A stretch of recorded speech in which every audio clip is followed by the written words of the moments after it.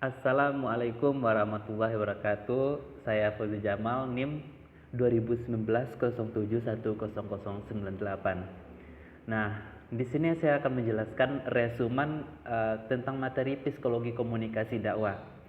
Yang mana ada beberapa materi yang harus kita rangkum. Yang pertama itu mengenai sensasi. Sensasi adalah deteksi energi fisik yang dihasilkan atau dipantulkan oleh objek-objek yang fisik. Sensasi adalah tahapan pertama stimulus mengenai indera kita. Sensasi terjadi ketika lingkungan eksternal di dalam tubuh kita merangsang reseptor dalam organ-organ indera kita, seperti yang berhubungan dengan 5 indera kita tadi.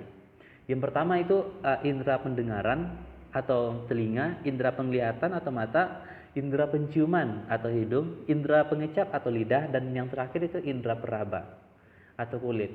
Syarat terjadinya sensasi ada 3. Yang pertama itu adanya objek yang kita amati, dan yang kedua itu ada alat indera atau reseptor, dan yang ketiga itu pengalaman atau lingkungan hidup kita. Yang kedua itu pembahasan tentang persepsi. Persepsi adalah satu proses yang didahului dengan proses penginderaan, yaitu merupakan proses diterimanya stimulus oleh individual melalui alat indera. Menurut Davidoff pada tahun 1981 dan Roger 1956, maka dalam persepsi itu akan dikemukakan karena adanya perasaan, kemampuan berpikir, pengalaman. Tiap individu itu tidak sama. Maka hasil dari persepsi tersebut akan berbeda-beda antara individu satu dengan individu yang lainnya. Karena persepsi itu bersifat individu. Faktor persepsi itu yang pertama adalah ada objek yang dipersepsikan. Yang kedua itu ada alat indera dan syaraf. Dan yang ketiga perhatian. Perhatian itu meliputi adanya fisik atau kealaman, fisiologis, psikologis, dan yang lainnya. Nah, yang ketiga, kita akan membahas tentang kepribadian personality. Kepribadian personality itu berasal dari kata Latin yang artinya persona. Menurut Alport, pada tahun 1971 adalah organisasi dinamis dan sistem psikofisik dalam individu yang turut menentukan cara-cara yang unik dan khas dalam menyesuaikan diri dengan lingkungannya. Adapun dari teori kepribadian ini, yang pertama itu teori kepribadian psikoanalisis yang mengemukakan bahwa setiap individu itu mampu menciptakan energi dasar psikis tiap individu. Ada 3 macam dari teori kepribadian ini. Yang pertama itu ada ID atau kesenangan, ego atau realita, dan superego atau hati nurani setiap individu tersebut. Yang kedua itu teori sifat atau trait theories, yang mana mengemukakan bahwa setiap individu itu memiliki sifat tertentu yang khas dan unik juga, yang stabil dan relatif.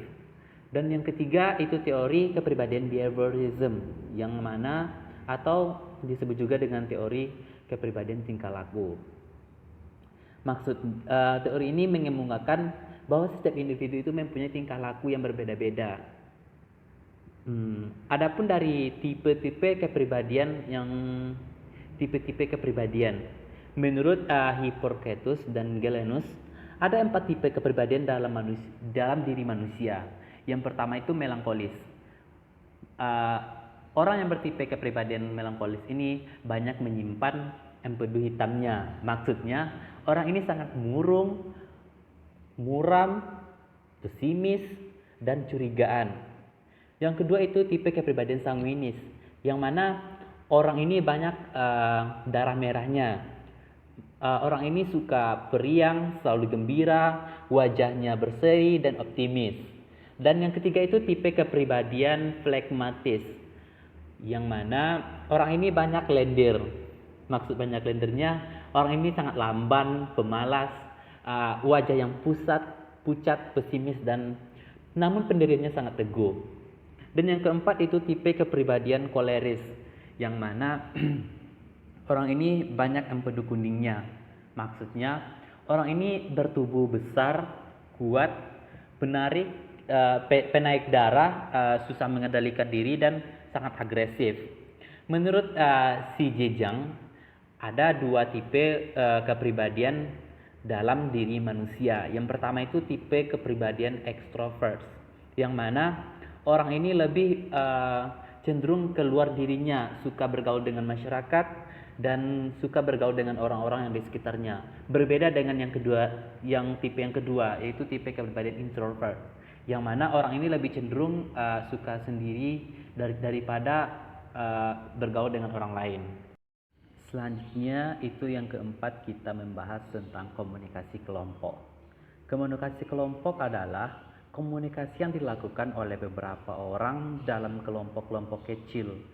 Menurut Michel Bergon, komunikasi kelompok itu adalah interaksi secara tatap muka antara 3 orang atau lebih dengan tujuan yang telah diketahui masing-masing individu dalam satu kelompok tersebut.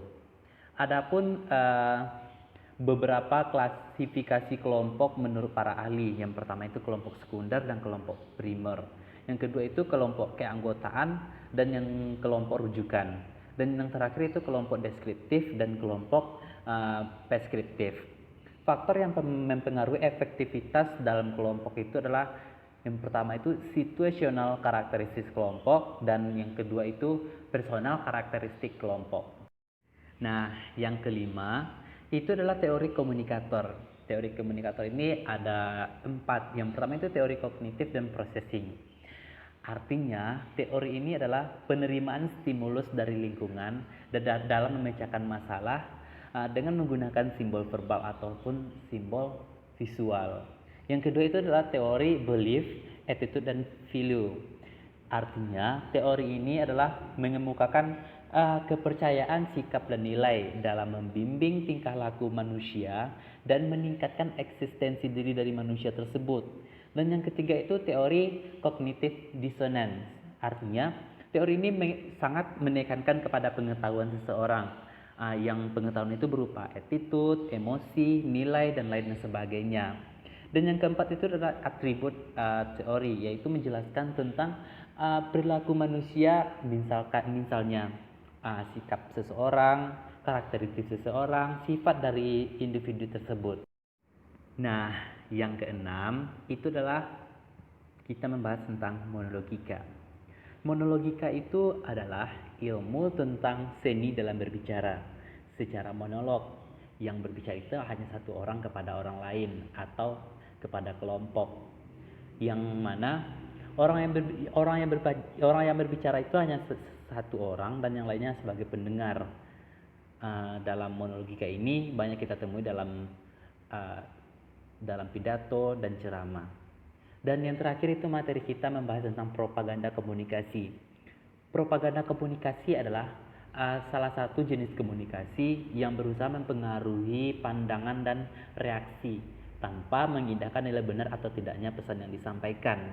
Jadi, orang yang dalam propaganda komunikasi itu ia menyampaikan pesan tanpa mengindahkan nilai benar atau tidaknya pesan itu yang disampaikan.